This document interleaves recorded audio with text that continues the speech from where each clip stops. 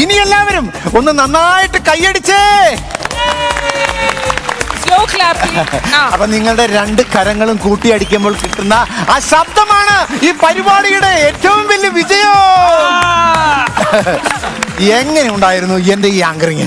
ഇത് ആങ്കറിങ് പിന്നെ ഞാൻ രണ്ട് ഗിരിരാജൻ കോഴിയുടെ മുട്ട ഒരു അണ്ണാർച്ചക്കാൻ പറ്റിട്ട് സൈക്കിളച്ചന്റെ ഫ്രണ്ടിൽ നിന്ന് ലേലം വിളിക്കാന്ന് കരുതി.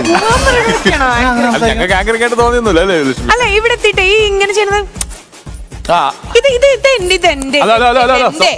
ഞാൻ ഏതോ അമ്പലപ്പറമ്പിൽ നിന്ന് സാധനം ചെയ്യണ കണ്ടിട്ട് ഇവരുടെ വീടിന്റെ അടുത്ത് എന്റെ ഫ്രണ്ടിൽ നിന്ന് ഭയങ്കര കൈ അടിച്ചിട്ട് അത് അടിച്ചോണ്ട് മാറ്റി ഇവിടെ ചെയ്തിട്ട് പറയാണ് പുള്ളിക്കാരന് തന്നെ ലക്ഷ്മി കട്ടെടുത്തായിരിക്കും.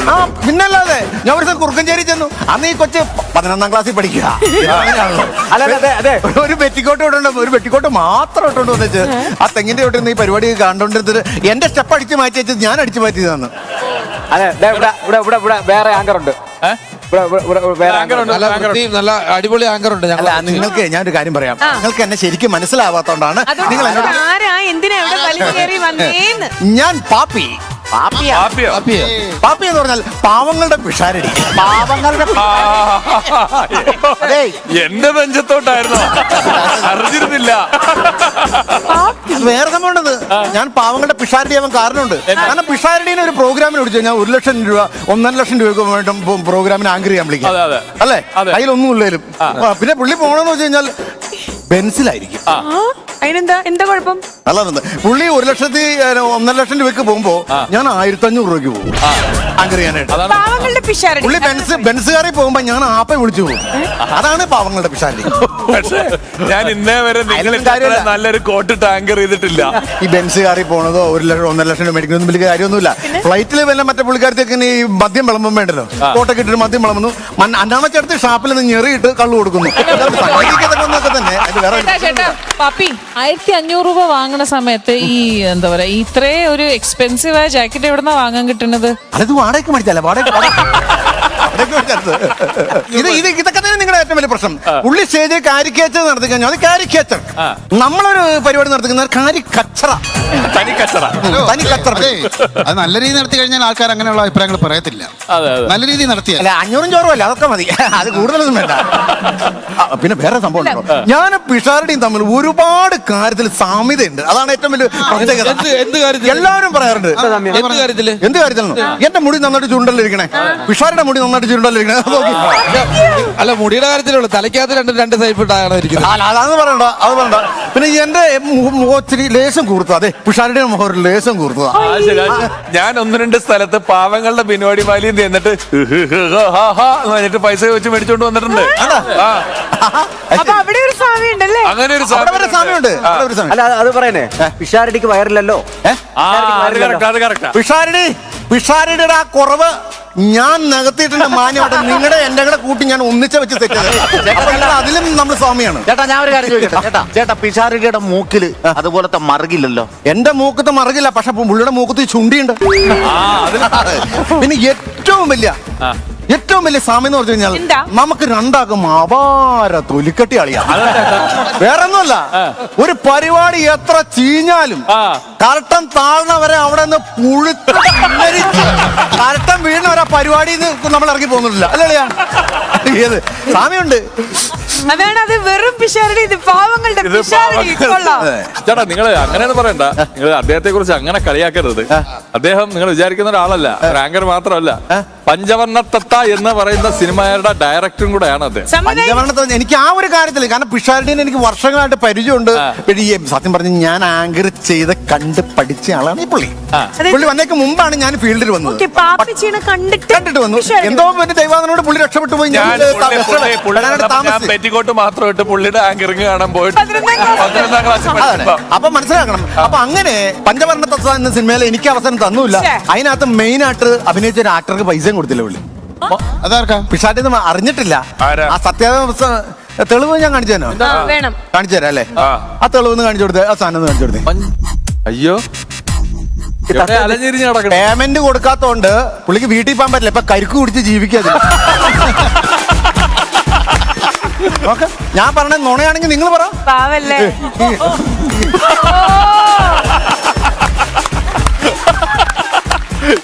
പക്ഷെ ഞാനൊരു മെഗാഷ പിടിച്ച 250 കൃത്യമായിട്ട് കൊടുക്കുകയാ. അതുപോലെ ഒരു കരിക്ക് കുടിച്ച് ജീവിക്കാനുള്ള ഒരു ആർട്ടിസ്റ്റിന് ഒരു അവസ്ഥ ഞാൻ ഉണ്ടാക്കിയിട്ടില്ല. പിന്നെ വേറെ സംഭവമുണ്ട്. ഈ പുള്ളി പഞ്ചവർണ്ണ തത്ത എന്ന് പറഞ്ഞ സിനിമ ചെയ്തു. ഞാനും ചെയ്തു ഒരു സിനിമ. എന്താണ്? തൂക്കണാങ്കുരുവി. തൂക്കണാങ്കുരുവി തെങ്ങിന്റെ ചോട്ടിലൊക്കെ തൂങ്ങിക്കിടക്കുന്ന കുരുവി.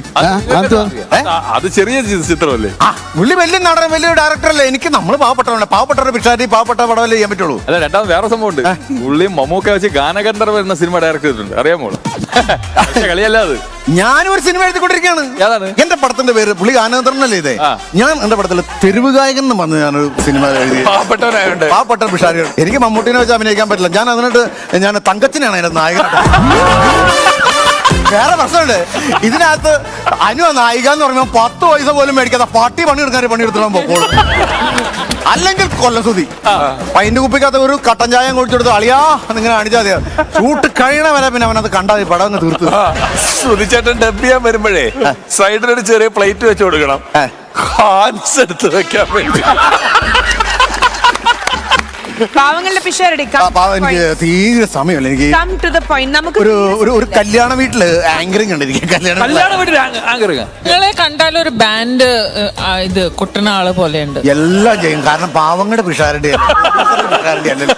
നമ്മൾ പാവമല്ലേ, അതുകൊണ്ട് നമ്മൾ എന്തും ചെയ്യും. അല്ല, കല്യാണ വീട്ടിൽ ആങ്കറാണ് ഞാൻ ഇന്നുവരെ കണ്ടിട്ടില്ല. അല്ലേ? കണ്ടിട്ടില്ലേ? കാണിച്ചു. പിഷാരടി വരൻ, ശ്വേതവരി, വധു. അപ്പം അവര് കാറിൽ നിന്ന് ഇറങ്ങുന്നു, ഞാൻ ആങ്കർ ചെയ്യുന്നു. കാറിൽ നിന്ന് ഇറങ്ങി വരുവാണ് പിഷാരടിയും ശ്വേതാ മേനോനും വധുവരന്മാരായിട്ട്. തൃക്കോട്ടുകോണം കണ്ടങ്കോരന്മാരൻ ദിനേശനും ആയിക്കരക്കണ്ണൻ മുനിയാണ്ടി മകൾ കൊച്ചുത്രേസ്യം കൂടിയുള്ള കല്യാണം. ഇതാ വധുവരന്മാർ നേരെ മണ്ഡപത്തിലേക്ക് കടന്നു വന്നുകൊണ്ടിരിക്കുകയാണ്. ആങ്കർ. അപ്പൊ അവരതാ നമ്മുടെ എല്ലാവരുടെയും ഹർഷാരവത്തോടെ, നല്ലൊരു ഹർഷാരവത്തോടെ ഈ 2 വധുവരന്മാരെയും വേദിയിലേക്ക് നമുക്ക് സ്വാഗതം ചെയ്യാം. അപ്പോൾ നാസാരത്തിന്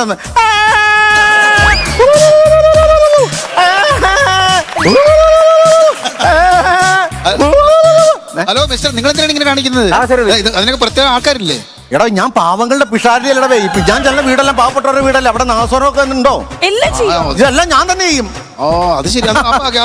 ഒരു കാര്യം പറയാം. ഈ ഷെർവാണി, ഞാൻ ഷെർവാണി ഇട്ട് ആകെ ഷെർവാണി ഇട്ടത് എന്റെ കല്യാണത്തിന്. അത് കഴിഞ്ഞാൽ നല്ലവനായ ഉണ്ണി ചെയ്തോടുകൂടി എവിടെ ഇടാൻ പറ്റാത്ത അവസ്ഥയായി ഈ സാധനം. ഇതിന്റെ പേരെന്നാന്ന് പറഞ്ഞേ? ഷെർവാണി. അയ്യോ, ഇതിന്റെ പേര് ഷെർവാണി എന്നാണോ? പിന്നെ ഒരുത്തനത് കബീറ എന്ന് പറഞ്ഞു തന്നാ ഞാനങ്ങ് എടുത്തു. ഈ പാവങ്ങളുടെ പിഷാരടി ഒറിജിനൽ പിഷാരടി തമ്മിൽ ഒരു ഒറ്റ വ്യത്യാസമുള്ളൂ. ഒറിജിനൽ വന്നാൽ എന്തെങ്കിലും ഒരു ക്ലൈമാക്സ് കൊണ്ട് വരും.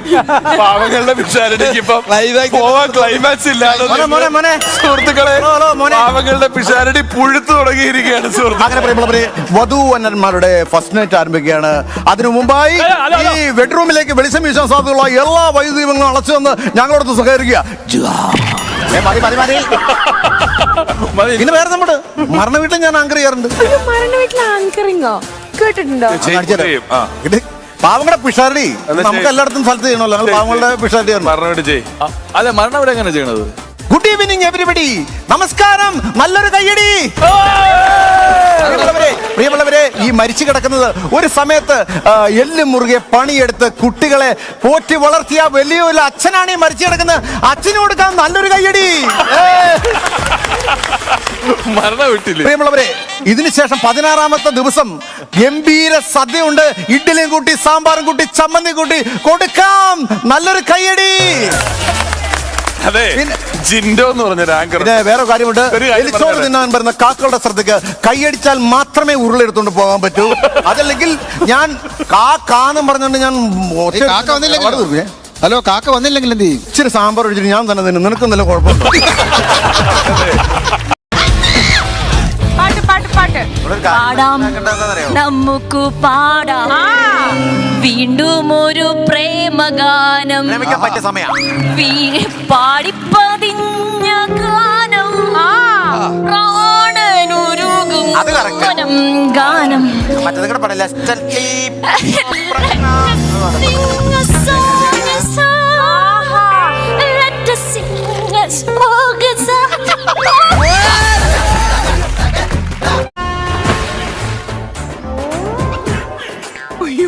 പാല് പുറത്തു കിടന്ന കുഴപ്പമുണ്ടോ? പാട്ട് ഡബ് ചെയ്ത് കൊടുത്തതാണ്.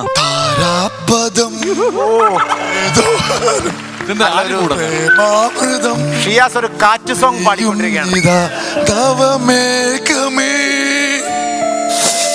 കുളിർ കൊണ്ടുവാ. ഇനിയും വേണോടാ കുളിര് പോരെ. പൊൻകുറിഞ്ഞി പൂക്കും ശാന്തമീ രാത്രിയിൽ വാദികോശാരിക കൊണ്ടുവാ. ഓ കൊണ്ടുവാ. കൊമ്പിട്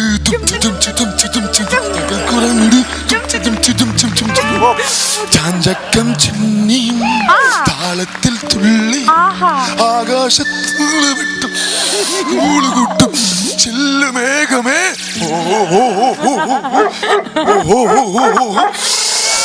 വെൺപ്രാവുകൾ കൂട്ടേറുമീ നിറങ്ങളിൽ എൻ്റെ അമ്മൂ നല്ല തണുപ്പ് നിറങ്ങളിൽ.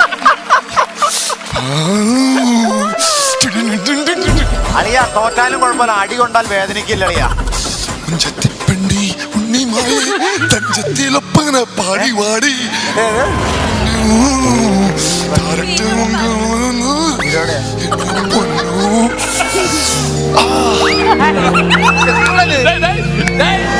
എന്താണ് സംഭവം? എന്താണ് മുഞ്ചത്തിപ്പെണ്ണി ഉണ്ണിമായ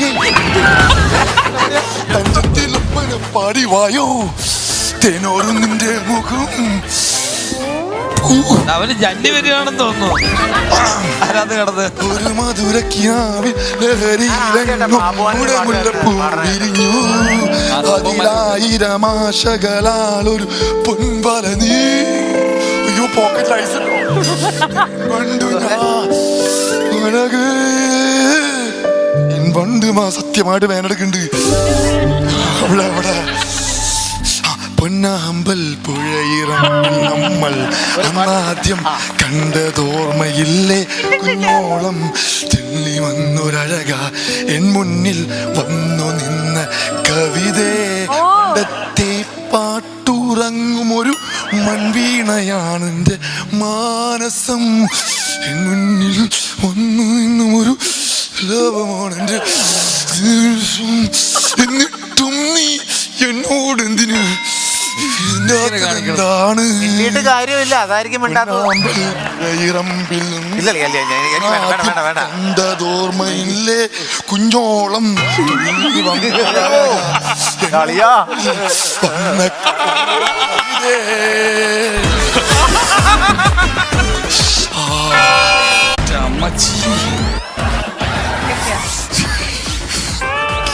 അറിയാലേ.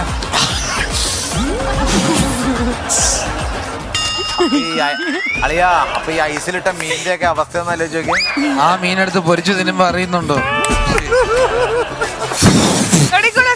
ഉല്ലാസപ്പൂത്തിരികൾ കണ്ണിലണിഞ്ഞവളെ, ഉന്മാദത്തേനലകൾ ചുണ്ടിലണിഞ്ഞവളെ, രാഗം നീയല്ലേ, നീയല്ലേ, ആത്മസംഗീത പുഷ്പം നീയല്ലേ, അഴകേ നിൻമിഴി നീർമണി നീ കരളേ കുടിക്കരുതേ.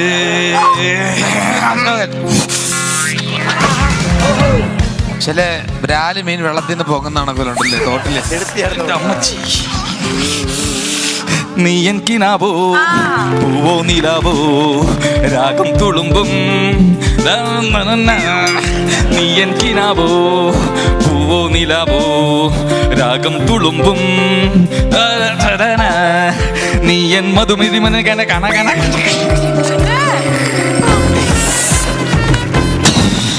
ഹൃദയം ഒരു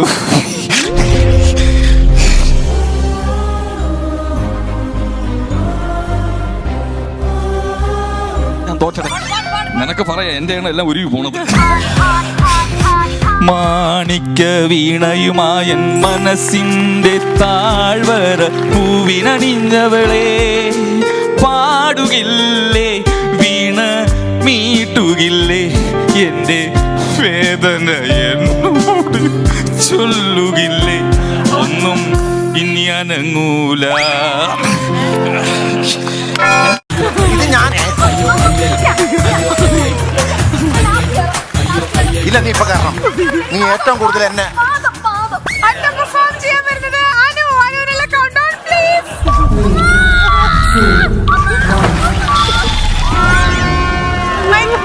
ദൂരെ കിഴക്കോദിക്കും മാണിക്യ ചെമ്പഴുക്കം ഞാനെന്നെടുത്ത് വെച്ച് എന്റെ വെറ്റിയിലെ താമ്പഴത്തിൽ അമ്മ എനിക്ക് സഹിക്കാൻ പറ്റൂല. ദൂരെ കിഴക്കോദിക്കും അതല്ല ശരിയാ, മാണിക്യ ചെമ്പഴുക്കം അത് ശരിയാ. എന്നെ എടുത്ത് ഇറക്ക്. അമ്മ ഇനി പറ്റൂല. അടുത്ത പാട്ട് നീ പാടണം. എനിക്ക് സഹിക്കാൻ പറ്റുന്നില്ല. ഒരു പാട്ട് പുസ്തകം ഐസിന്റെ അടി കിടപ്പുണ്ട്, എടുത്തോ.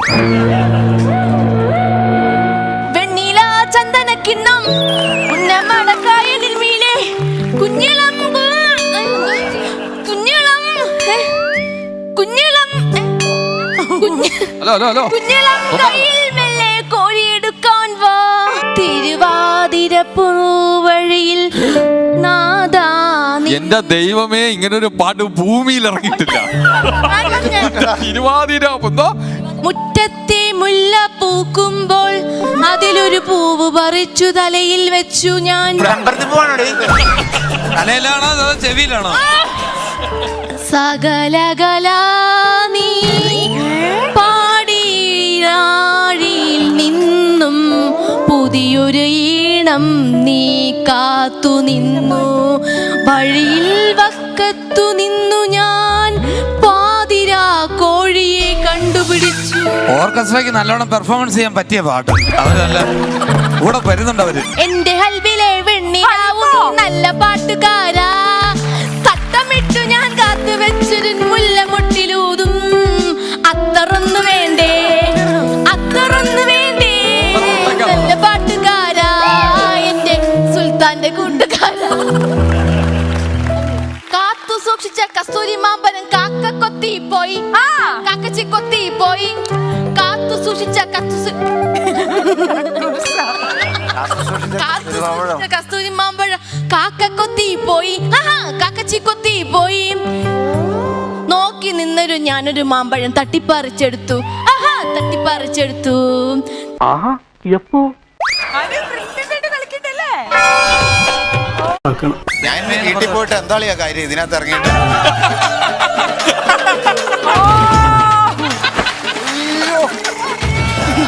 അയ്യോ ണ്ട് ഇറങ്ങുമ്പോ തന്നെ മൂക്ക് പൊത്തി പറ്റിട്ട് മുങ്ങ കഴിഞ്ഞാൽ തണുപ്പങ്ങ് മാറി. ഇല്ലില്ല ബിൻചേട്ടാ, അത് സ്റ്റാർട്ടിങ്ങിൽ മാത്രമേ ഉണ്ടാവുള്ളൂ. മോളെ ഞാൻ മാരുതിവാനല്ല സ്റ്റാർട്ടിങ് ഇട്ടിട്ട് ഫസ്റ്റ് സെക്കൻഡ് പോവാൻ. ബിൻചേട്ടാ ഇത്രേ ഉള്ളൂ. ആദ്യം നമ്മൾ കയറുമ്പോ ബോഡിയിലേക്ക് ഒരു ഷോക്ക് പോലെയാണ് വരണേ. പക്ഷെ ഇനി യൂസ് ടു ഒരു തവണയും കൂടെ ഒന്ന് വെച്ച് നോക്കൂ. ഇല്ലെങ്കിൽ ഞാൻ ഒരു കാര്യം പറ്റേ, വാ നമുക്ക് ഒന്നിച്ച്. അയ്യോ അങ്ങനെയൊന്നും പറഞ്ഞൂടാ. അറിയാ ഭയങ്കര കാല് വേദന എടുക്കുന്നു. ഞാൻ ആസീസിനെ വിശ്വസിച്ചാൽ നിന്നെ വിശ്വസിക്കില്ല. Last try. അമ്മ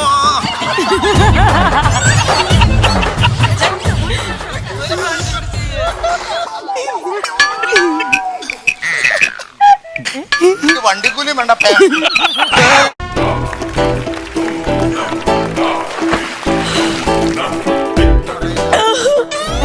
അതേത് പാട്ട്? ഏത് സിനിമയില്? എല്ലാരും ചൊല്ലണ്, എല്ലാരും പറഞ്ഞിട്ട് മനസ്സിലായത് ഭയങ്കര തണുപ്പാണെന്നല്ലേ? കല്ലാണ് നെഞ്ചിലെന്ന് കരിങ്കല്ലാണ് ഞാൻ പറഞ്ഞില്ലായിരുന്നു. നെഞ്ചിലെന്ന് ഞാനൊന്ന് തൊട്ടപ്പോൾ നീലക്കരിമ്പിന്റെ തുണ്ടാണ് കണ്ടതയ്യാ, ചക്കര തുണ്ടാണ് കണ്ടതയ്യാ. ഞാൻ അതുപോലും കണ്ടില്ലടേ. അതിന് മുമ്പേ ഞാൻ ചാടി. സുഖമാണ് നിലാവ്, എന്തു സുഖമാണ് കാറ്റ്, അരികിൽ നീ വരുമ്പോൾ എന്തു രസമാണ് സന്ധ്യ. പച്ചമാങ്ങ പച്ചമാങ്ങ നാട്ടുമാവിലെ മാങ്ങ, പച്ചമാങ്ങ പച്ചമാങ്ങ നാട്ടുമാവിലെ മാങ്ങ, കറുപ്പിനഴക് വെളുപ്പിനഴക്, പുലരിയിലെ പനിമഴയിൽ പതിനെ മാണിക്യ വീണയുമായി മനസ്സ് സ്റ്റെപ്പാ. താമരപ്പൂവിലുണർന്നേ പാടുകില്ലേ വീണമീട്ടുകില്ലേ എന്റെ വേദന നിന്നോട് ചൊല്ലുകില്ലേ ഒന്നും മിണ്ടുകില്ലേ ഒരു രാത്രി കൂടി വിടവാങ്ങ ഒരു പാട്ടുമൂളി വെയിൽ വീണവേ പതിയെ പറന്നൻ മനസ്സിൽ വരൂ. ഞാൻ ഒരു പ്രാവശ്യം ചുമ്മാ നോക്കാൻ എന്നെ പിടിക്കരുത്. എന്റെ പിള്ളേർക്ക് വേണ്ടിയിട്ട്. ഇതിനർത്ഥം നിങ്ങളുടെ ഹീറോ തോറ്റെന്നാണോ? நான் வீழ்வேன் என்று நினைத்தாயோ? മൊത്തം പോട്ടെ. പിന്നെ പ്രശ്നം ഉണ്ടാവില്ല. പിടിച്ചു നിർത്താൻ നോക്കല്ലേ, ഞാൻ കന്നാസ പൊട്ടിച്ച് പുറത്തേക്ക് പോവേ. അളിയാ ഭയങ്കര പാടാളിയാ, ഭയങ്കര പാടാ. മുറിവേറ്റ സിംഹത്തിന്റെ ശ്വാസം ഗർജനത്തെക്കാൾ ഭയങ്കരമായിരുന്നു. നനഞ്ഞല്ലേ ഇനി ഇറങ്ങി ഒന്ന് ട്രൈ ചെയ്ത് നോക്കാം. നമ്മള് എല്ലാം ഒരുപോലെ നന്നല്ലേ ഉള്ളു. അളിയൻ അങ്ങനെ കൊച്ചാവുന്നത് ശരിയല്ല. ഞാൻ ഇറങ്ങിയ അളിയൻ ഇറങ്ങിയതായിട്ട് നിങ്ങൾ വിചാരിച്ചോണം. Okay, start ചെയ്യാം. Countdown, please. എന്റെ മുത്തിന് പറ്റില്ലെങ്കിൽ പറഞ്ഞാ മതി, ഞാൻ അടി തുറക്കും.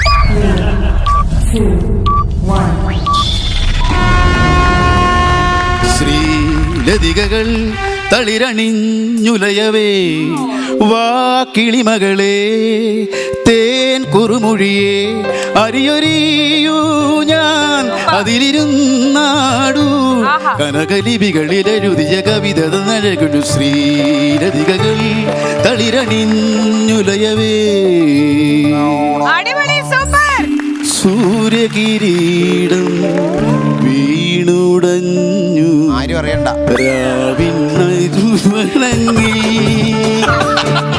ദൂരെ ദൂരെ സാഗരം തേടി പൂക്കുവയിൽ പൊന്നാളം ഈറനാം നിലാവിൻ നിതളും താനേ തെളിഞ്ഞരാവും ഈറനാം നിലാവിൻ നിതളും താനേ തെളിഞ്ഞരാവും ദൂരെ ദൂരെ സാഗരം തേടി പൊന്നാളം. ഞാൻ സഹോദര തുല്യൻ, ഞാൻ ആരാധിക്കുന്ന നെൽസൺ സൂര്യനാട് എന്നെ വന്ന് ഡിങ്കൻ രക്ഷിക്കണ ആര് വന്നിട്ടുണ്ട്.